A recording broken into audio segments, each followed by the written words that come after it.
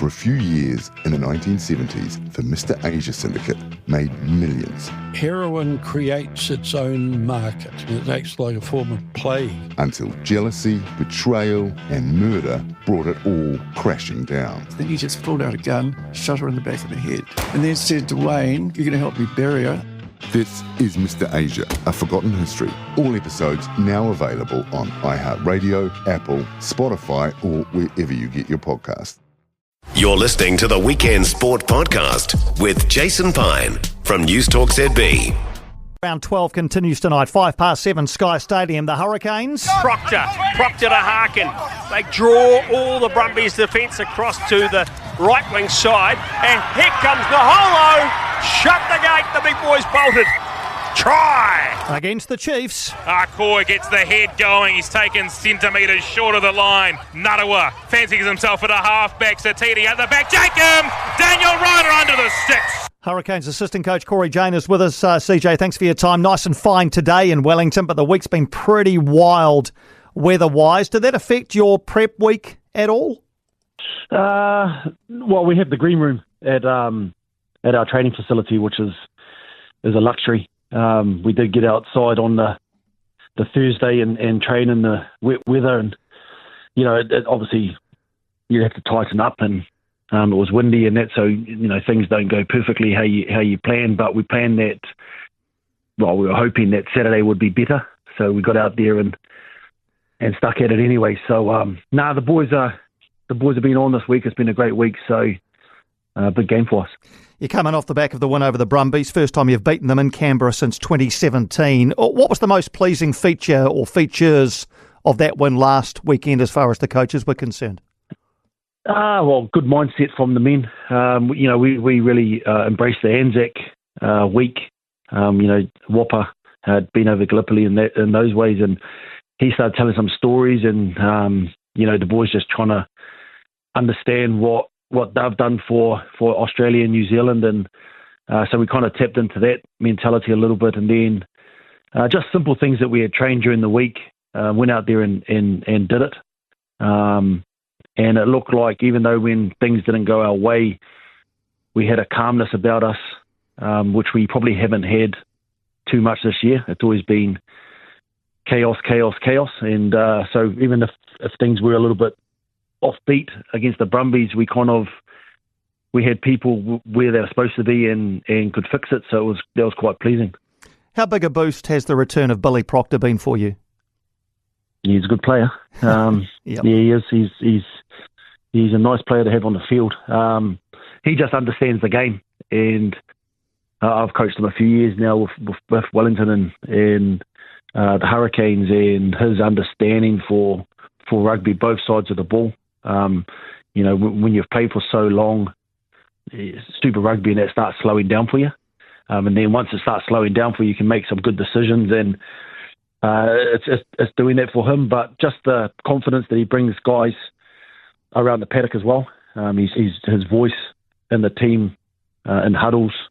He can be stern when he needs to or give solutions, but also, guys like Rubes, who's just jumping into 10 for us. You got that little bit of calm, a little bit wider to help see things for them and make decisions. So he had a good game. How do you reckon Ruben Love is going at first five? Yeah, don't mind it. He's obviously a live wire, and he wants the ball in his hand and he wants to create stuff, and his ability to play 10, but also not have to do it all himself. Make the right decision, look for space, and he really is trying to learn from when he jumped in against the force and potentially taking off, from his structure a little bit, sometimes too early.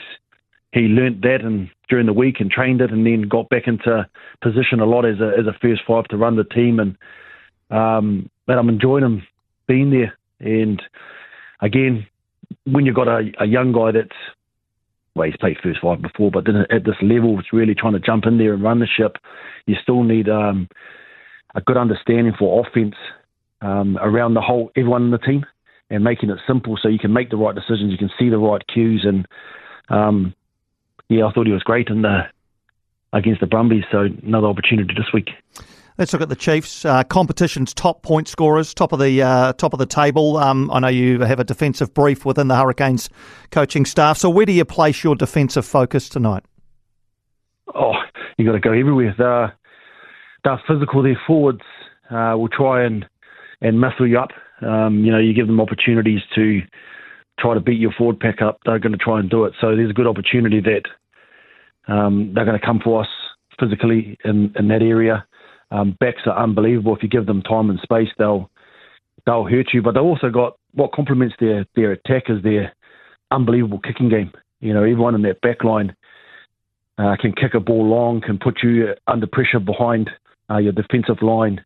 And when they don't get the pitches they want, they go to their kicks. So, yeah, we've got to be on defensively in our physicality, and when they do kick, we just got to be smart and take those balls and not let them pressure us that way too. They've gone 6-2 on their bench. I'm sure you've picked up on that. They've done that a few times this season. Hurricanes have always stuck to 5-3. Has there ever been discussion or a serious look at going 6-2 on your bench? Every week. Jamie McIntosh and Bryn, they'd rather go an 8-0 and just have all forwards on that bench. So there's discussions all the time. Chiefs ones, are they trying to, muscle up with the forwards, or do they have any backs left with a few injuries? So, interesting one. But no, we definitely talk about it a lot. It's just trying to find coverage on that bench and who can go where and all that kind of stuff that, you talk about as a team. But, they want it every week. The last time the Chiefs played in Wellington, of course, the semi-final last year. Has that been talked about at all, CJ, as motivation for tonight? Some of the guys that played in it have just had little chats about it. But again, it's a new year, and there's some guys that weren't even involved in it. So we probably had our worst first 5 minutes of a semi-final against them, and they really put us to the sword. So a couple of guys that still feel it, don't want that to happen again, but they've got an opportunity to go out there and not let it happen again. So it's it's going to be a good one. Just one more player I want to ask you about is Kenny Naholo. You reckon he could be an All Black? I reckon he can be an All Black. Piney, yes. He's so dynamic and he's unbelievable with the ball in hand. You give him a little bit of room, just his strength, his fend. I'm biased here, but probably the best defensive winger in New Zealand at the moment, just by spots he can get to. And then when he makes a tackle, he's great over the ball. Had a little bit of a down period for the last couple of weeks and up until the Brumbies, where he probably wasn't using his energy and effort as well as he had been. He came in and was unbelievable against the Force. So, but he got injured, and then, Kenny came back against the Brumbies and just went out there and played awesome and potentially was a big reason why we won the game. So he's got an awesome opportunity this week to go and do the same against a great Chiefs team. Big game coming tonight. CJ, all the best, mate. Thanks for the chat as always. Yeah, awesome, mate. Thank you. No, thank you, Cory. Cory Jane there, assistant coach of the Hurricanes, 7:05 Sky Stadium tonight. Full commentary on Gold Sport and iHeartRadio.